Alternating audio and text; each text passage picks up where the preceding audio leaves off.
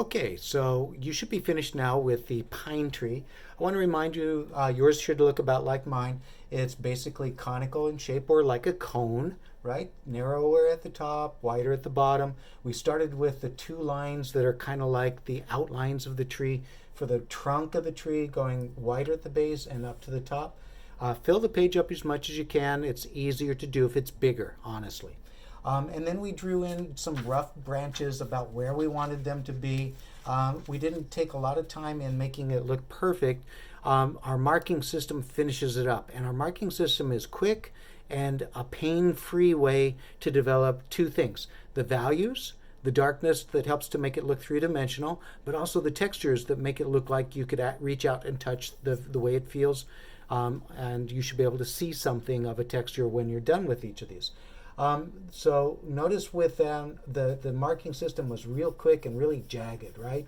And they should be overlapping. It's okay to have some areas between them. If you look at any tree, you're going to see some sky or other trees beyond that tree. It's the way things are. There's not always just a full tree. Now, some trees are pretty full, but not all of them are. Depends on which kind it is and how well it's been grown. Our next tree is the oak/elm. So at the bottom of the page for that one, make sure, like with this one, you've written your name and period and oak/elm. So I haven't put my name and period here yet. Don't forget to do this. This is how I know it's from you, right? And what period to put the grade in much more easily. All right, so with this one, you're going to be drawing basically the same way that we started with the pine tree, but now you're going to have a little bit more of a roundness to its foliage at the top of the trunk. So the trunk's going to be something like this on top of the foliage. Now, it's not going to be a lollipop tree. It's not going to be a little kid's tree. It's going to look more like the tree that you see in your handout. So if you haven't read this handout yet for the oak/elm, read it. It'll help you to do this work much more easily. Number one is to do like we did with the pine tree. We're going to do a stick figure or a skeleton of the tree. It's wider at the bottom, and it starts right on the bottom on the ground with a smile, right? Not too big of a smile, just a kind of a curved line. That's the bottom of the ellipse for the trunk that's three-dimensional. And then from the left-hand side, we taper inward, and then eventually we're going to branch off. So let's just take a branch and go off the paper a little bit, and then on the right side, we'll continue. And it looks more believable if you have uneven lines and edges, if it doesn't just go in a straight line. And maybe it branches off and goes this way. Now, with this first branch that came this way, it's going to be growing as a cylinder off of this cylinder. So if you put a line kind of like right there that is like this one here, but for growing off of the main trunk, right about like that, and then continue this way, and then it's going to branch off too. So we'll do a little bit of a line there, and we'll continue it. Now, this is kind of awkward, so I don't like that. So I'm going to bring this down, and we'll put that right there. So ignore that, okay? Now, this tree branch continues, and it can go behind this one, and it just meanders around. So look at the basic tree structure in the handout. I'm continuing the trunk here. I want to actually start it a little bit with that line, and I'm going to underlap that to make it look like that branch goes behind these branches. And because it branched there, let's put another branch on the upper part, going that way, another line for the upper part. And they shouldn't get too thick or thin as they meander up. They should get thinner, but not too much thinner. And don't let them get fat again. The only reason that there might be more distance between this line and that line as they go upward is maybe there's another branch that comes off there, and there's a branch that comes off there. It's the only reason why it might get fatter as it goes up higher, all right? So don't let it get wider apart. This just means there's two smaller branches coming off of a bigger branch. So let's do just that. There's some smaller branches here, some smaller branches here, and maybe there's some more branches coming off of this one. So follow the directions on the handout with the branches. Step number 2, after you've got all the branches in place, I'm going to really quickly rough in some more just so you can kind of follow along. Okay, so they don't have to be perfect, they don't have to be abundant, but you need to have them, okay? They should overlap and they should underlap, and as it continues up, maybe they just turn into one big branch that goes off the page. All right, now don't go too far off the page. So there's my basic tree structure, my skeleton of the tree. The next step is to develop where the major areas of foliage are. Remember, foliage is that cluster of leaves. In this case, it's lots of little leaves that create a bigger area of leaves.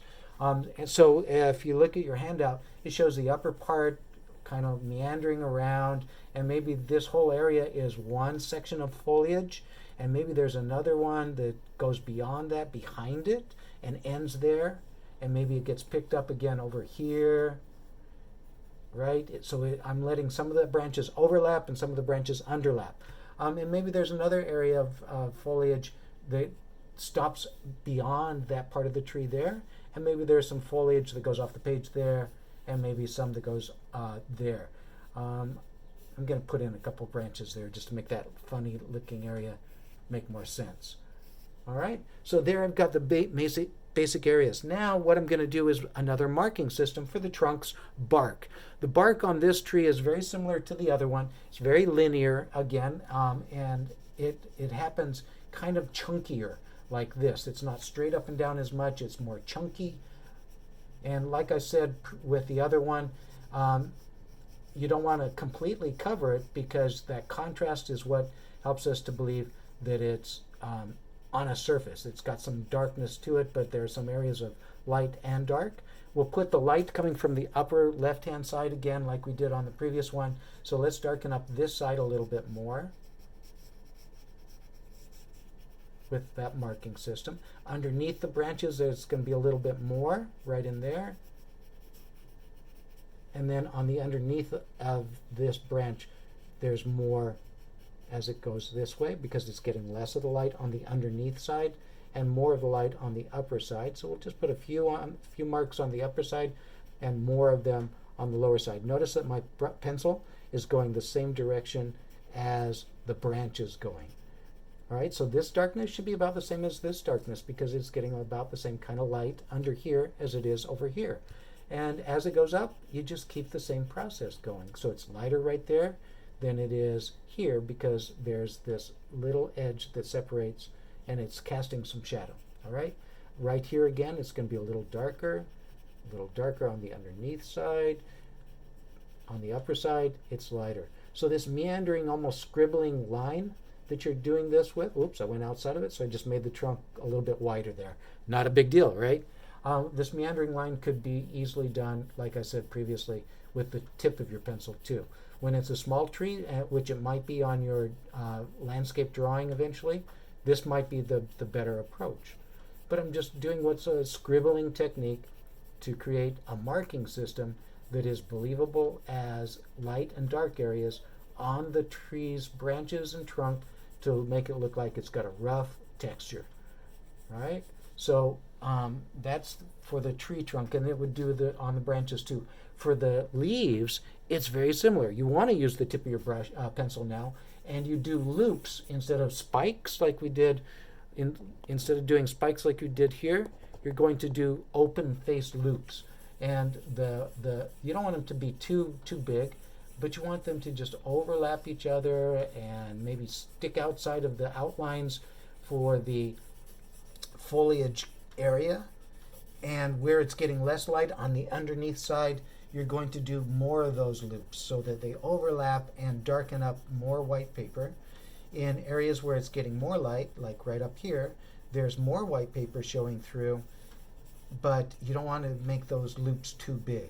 If you make them look too big, they become less believable. This marking system is much more believable than I have a lot of students that like to do this. They like to put big old leaves like this. They just draw a leaf and a leaf and a leaf, and before you know it, they're too tired of drawing leaves to do the whole tree. And this is less believable from a distance than this. This is a marking system that architects, illustrators use to illustrate an architectural design that the architect wants to present to somebody to buy their design for a building. So when they put trees and people into it, they use marking systems like this to make them look believable, but do it in a quick, illustrative way. And that's what we're doing. Okay, so we'll just do lots. So I want you to finish the marking system of your tree on the trunk and on all the branches. And when you get to the foliage, I would just have a little darkness for the marking system when you get to the foliage, just so they stand out a little bit, and then put your leaf marking system right on top of it. This area of foliage right in here is getting less light than this area, so I'm going to really concentrate them at this lower area to make them look like they're getting less light, but still with some white paper showing through, and then more white paper showing through on this upper part. And that's what differentiates what's closer area of leaves from a farther away or lower lying area of leaves. So I just concentrated a little bit right there, so that tells me that it's getting less light. And when I have fewer of them, more white paper shows, and that tells me it's getting more light. Okay? So you're going to develop the entire page. This is the other 5 points of the 15 points. Remember, each tree is worth 15 points. So continue this process, then go to, once you're done, go to your third one, which is the palm tree. The palm tree is different in structure and it's different in marking system, and you'll see how.